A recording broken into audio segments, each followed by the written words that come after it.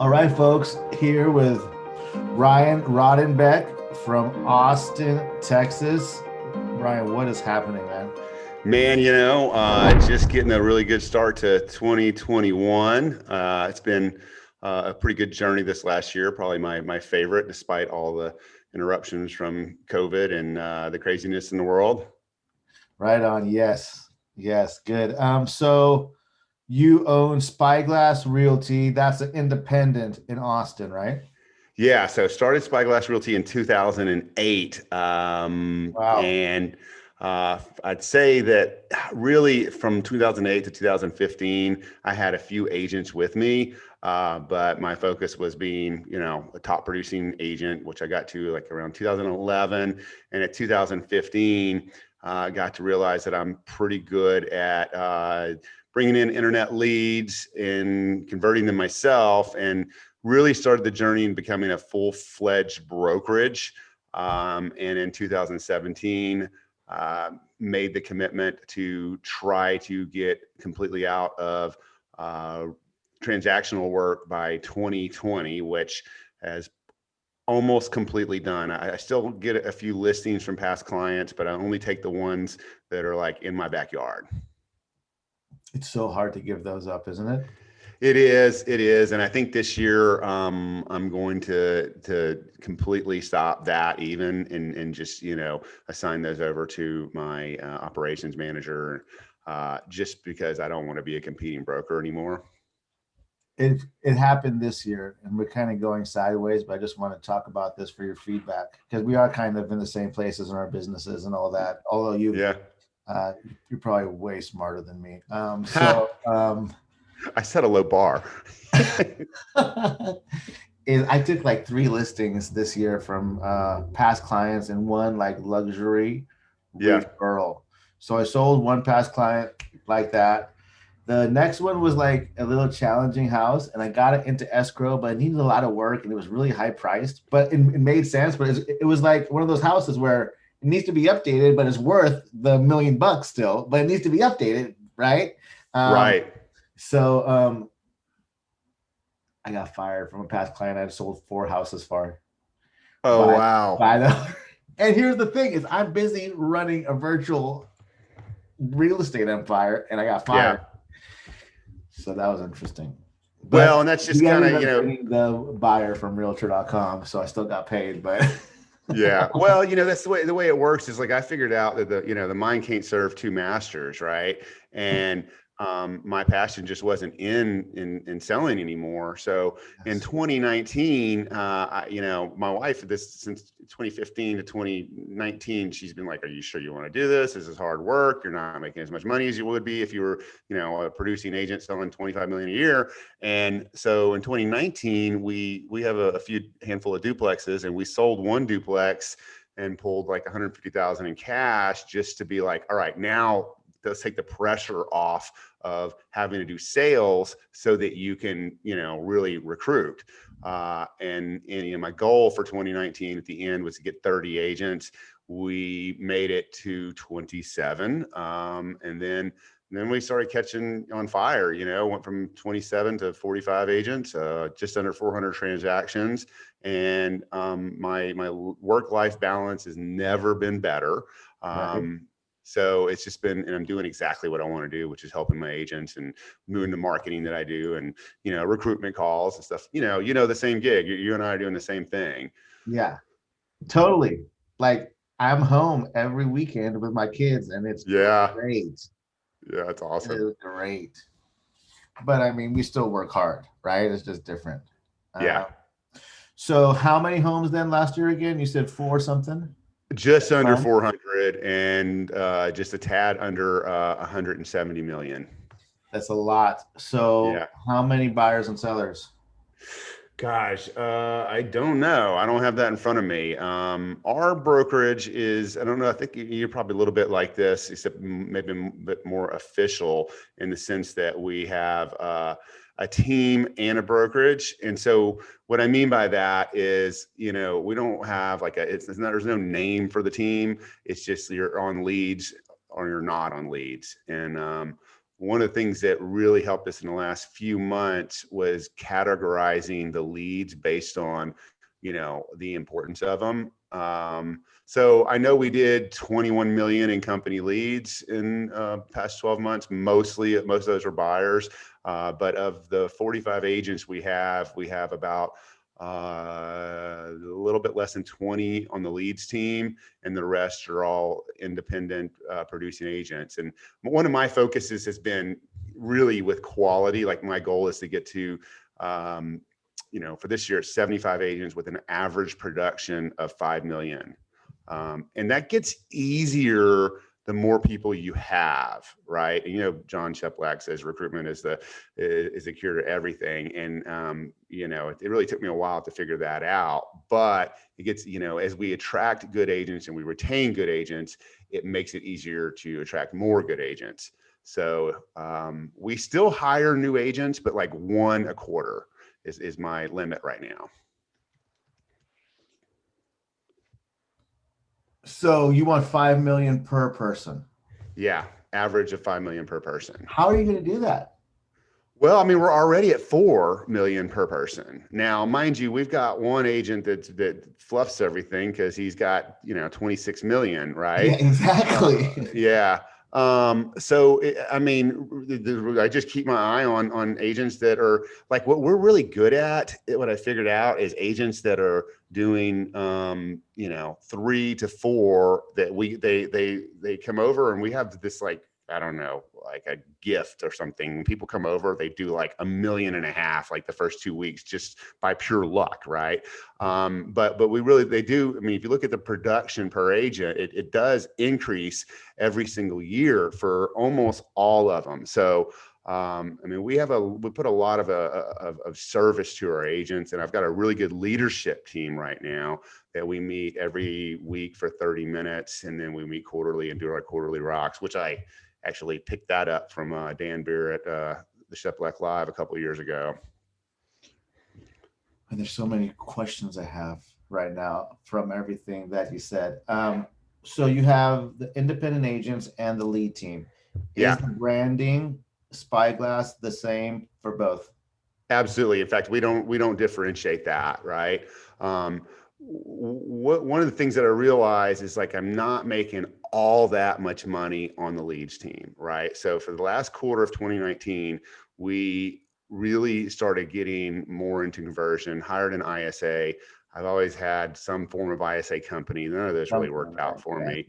And I actually had a call with Chris Heller. One of his daughters is one of my agents, and Oh, really? That's yeah. cool. Yeah. So I messaged him. I was like, hey, would you talk? And I chatted with him, and he's like, look, just we're trying to hire this Rockstar ISA. So we're just hired this, like, girl right out of college, paying her $16 an hour. And, Dude, same. it worked out much better, right? And then we use Follow Up Boss, and, like, we've been adding the Follow Up Boss, all these different procedures of last year. So I hired Lee Atkins, who's a consultant, and he came in and cleaned it all up. And now we have just, like, doing the same thing without ever talking ever. That's so funny, Ryan. It works so much. You know what else is good? Here's another thing. So, like, we've got leads from, like, PPC, Zillow, all these different referral companies that we use. So we use Workplace by Facebook, and I started making different teams in Workplace because there's different procedures, right? And I'm limiting, like, the good leads, like Zillow and Realtor.com is not that great, but and so, in other words, if you want to get into one of the better lead systems, you got to show performance, right? So making sure that the people in those leads are my top performing agents on the leads team, and it's been great. Good, interesting. Yeah. So just like, trying to want to make it really profitable for the leads, because otherwise it's just a service for agents. And, PPC's always been good to us, but we don't make that much money on it, Yeah, we're running PPC right now too, and it's going straight into the pond and Follow Up Boss and the Wailopo Rhea or call action grip. Yep. One of the two would just get turned on. I told everybody, don't friggin' touch that lead until they respond. Interesting. Okay. Or you can call once only. Yeah. Is that working out for you? It's been like 2 weeks. I'm getting PPC from Lopo and from Sierra, both. Yeah. Yep. Loading them both into Follow Boss and Ray on both. Nice. Okay. Well, you know what I started doing was about a year and a half ago, I hired a full-time content writer. And so I've got my REW site and then I've got my Ylopo site. And so I keep them completely separate, right? So only thing that goes through my REW site is SEO and then retargeting, okay? And then the Ylopo is all PPC. So what I realize is if we have a forced registration on my REW, my main site, spyglassrealty.com, that lead has been cultivated more. It's not like they're just going to our site and then filling out, signing something. No, they may have gone there, they've been retargeted, or, they came in through SEO and they the SEO leads are better. So we're going to double down on that for 2021. I don't get those. Well, it's a long play, dude. Like literally it took me 6 months to get one lead, right?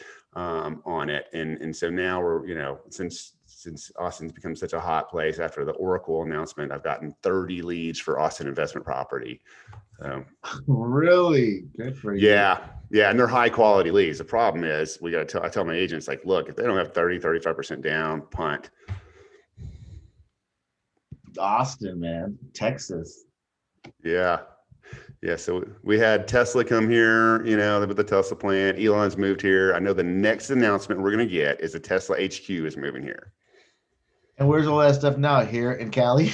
Yeah, it's in LA and Silicon Valley. But what I think they're doing is that they're letting their executives buy properties here before they make that announcement because they know it's going to get even hotter. So big boom to Austin. Yet another big boom.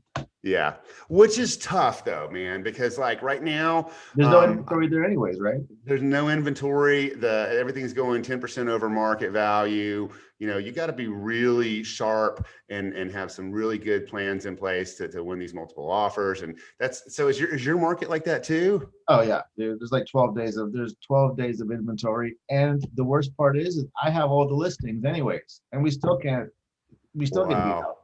Wow. We still get beat out, right? Because it's not about knowing anything. It's about who has a bigger checkbook. Yeah, right. And more cojones. Yeah. Yeah. Well, do you guys have the appraisal addendum there? Because that's a big problem here. Well, so in other words, the problem is property's actually appraising, right? So in Texas, we have an appraisal addendum that says you're going to make up the difference between contract price and appraisal price by that X amount. Is it a Texas form? Is it like a form? Yeah, it's a Texas form. Yeah. Yeah. We don't have a form, but people write that in the offer. Yeah, Texas kind of frowns on that. And the other thing is an acceleration clause. Do you have those? No. What's that?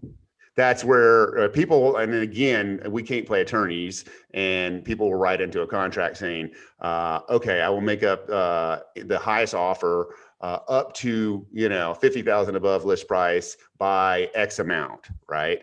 So what I did was I got an attorney to write a form. The problem is we can't use a form that's not promulgated by the Texas Real Estate Commission. So I have them engage with the attorney, pay a $500 fee to be able to use that form moving forward. You're the broker, aren't you? I am the broker, yeah. I can tell. Yeah. Those forms. I'm not the broker. Good. But that sounds, dude, these freaking appraisals. Yeah. Have you started looking for a new house yet this year?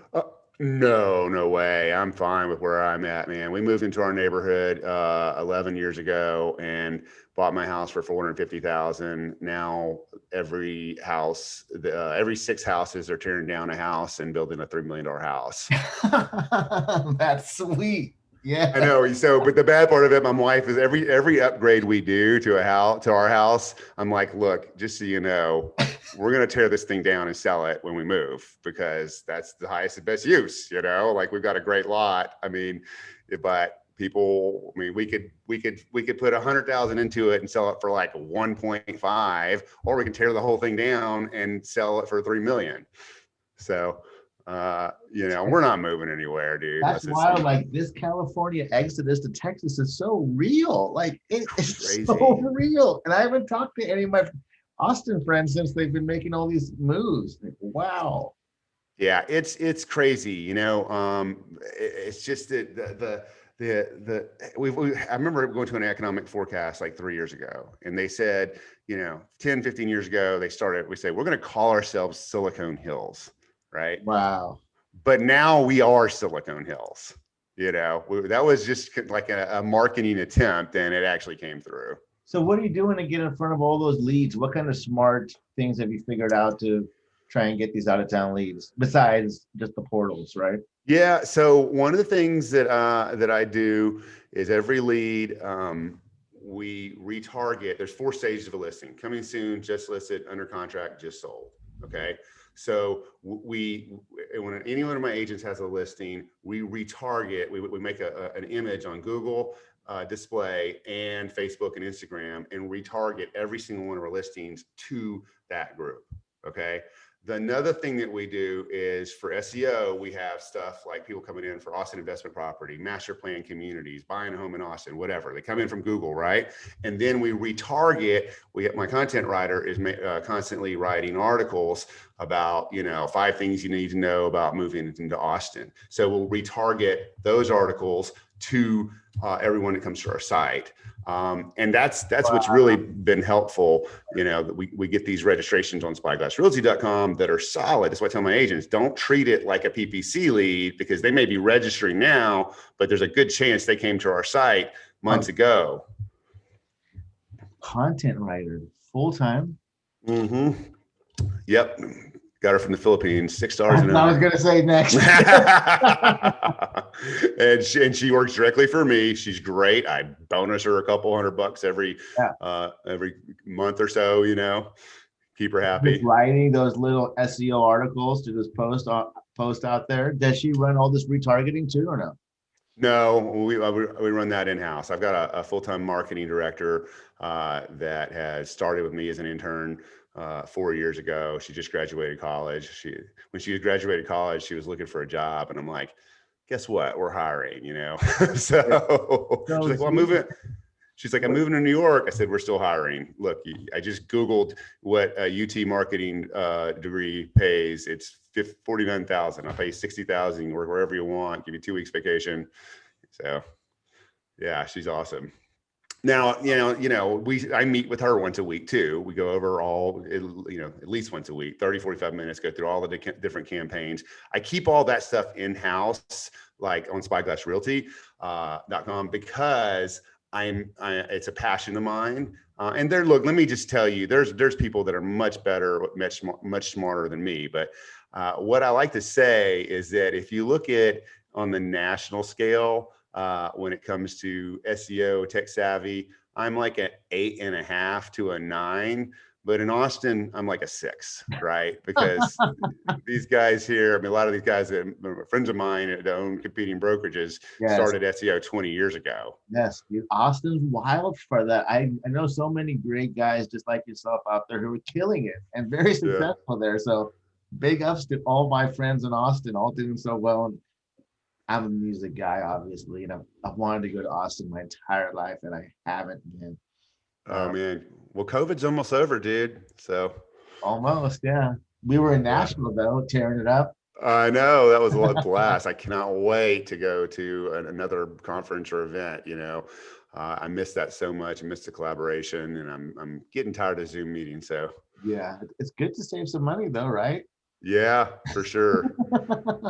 I haven't had any hotel bills this whole year, but yes, I miss it. It was just, the Zoom meetings. Yeah. So, any plans of pivoting after COVID or what? Pivoting how? I don't know. I'm just thinking like, what's the next thing? That's what I'm always after.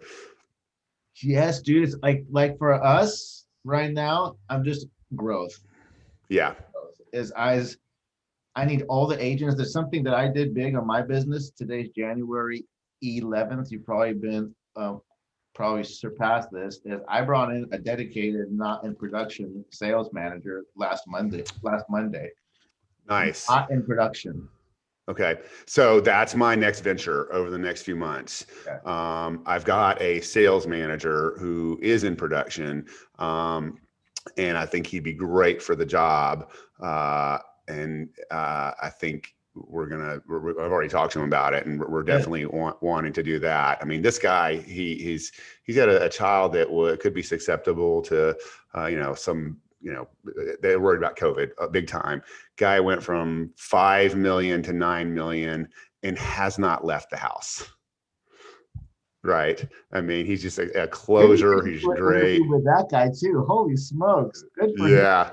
So I told him, like, all right, as soon as this is, next few months, we're gonna find a number that works good for you, and be out of production. So. Yeah. So I mean, trying to get that going during COVID. Yeah. Right. Yeah. Like this is somebody from outside, because I, management different times in my life, different businesses, which we touched on a little bit first. Yeah. I don't have any great agents who want to do this. Yeah. Right. Like it's like, so my hire ran like a whole region of Century 21 offices. Wow. Okay. And where did you find this person? Online. I went to Indeed and I started running ads, and I started talking to everybody. I was prepared to do a relocation package to somebody anywhere in the country. I was going to hire a headhunter, a KW headhunter. I had the contract to hire the headhunter. And and I talked to my trusted business coach, John Cheplack. Yep. I was like, man, I think I can do this local, bro. I just think I can do it. Yeah. And I took it slow. Yeah. Which was the hardest part, was taking it slow. Yeah. Right. Yeah, absolutely. Me too. Right. And it's, so I met with like 4 people and one guy, all via Zoom. And then I had the people I liked go through multiple people and finish up with Cheplack. Mm-hmm. And so is this person just managing your sales team, or are they? Sales team. Okay. Nothing Who's doing with the brokerage? So who's doing your recruiting? Are you still doing that? So in my brokerage, I have a recruiter, and then I have another buddy that helps with the recruiting too. Mm-hmm. And I do it maybe too often, and I'm getting really bad at it, I think. I think I don't know. I think I'm getting bad at it. I think someone else could do a better job. I still like doing that. I have a hard time putting that away. And I think for now, it's like, I've built a lot of stuff on my Instagram following on spyglassrealty.com and Realty Hack. And, we put out, this is another thing, is I put a lot of content out for agents, right? Usually about once a week, I'll send out a training video or a podcast or something like that. I don't like this, right? Yeah. So they want to hear about it, and it's helped me a lot. That was one of the things I got through Cheplack, was when I first started with him, I was already doing something half-assed like that. And then we really started putting out more content, and I stopped coaching with him. And then about a year later, I went back and he's like, Ryan, you have the opposite problem of most people. Most people are good at calling, and they're calling diligently, but they don't have any content. It's like, you've put out a whole bunch of content. How many calls are you making a day? And I'm like, ugh, so my micro commitments are 5 calls a day to agents. Still? Yeah, still. How good for you. Yeah. Yeah. You've been doing that for a long fucking time. Yeah, definitely. I mean, and so we have the accountability groups here, right? So I will slack off the 2 or 3 weeks we don't have accountability groups, and then we get into accountability groups. And I mean, when I slack off less than I used to before I started doing this. I'm always doing it, but like, during the accountability groups, I'm doing, 5 a day religiously. And, it's not like super salesy, just checking in, introduce myself, do the script. So we all know, and I mean, it's a long play, but like right now, I got an agent that reached out to me yesterday. I had 2 interviews with her last year, so meeting her tomorrow. And it starts, let me tell you where my bread and butter has been, was that 3 years ago, Compass and EXP came into town and they started buying up everyone. And now if you look, it's Compass, EXP, Better Homes and Gardens, right? 75% of my agents were with a boutique firm that no longer exists. And now they're back at a boutique firm. Love it. Yeah, it's great. Good job, dude. I love catching up with you. Just to wrap it up here, we could go. Maybe we should do episode 2 soon. Maybe on your podcast. Yeah, I'd love to do that. Yeah, what advice can you give to our normal agent listener out there trying to make it happen?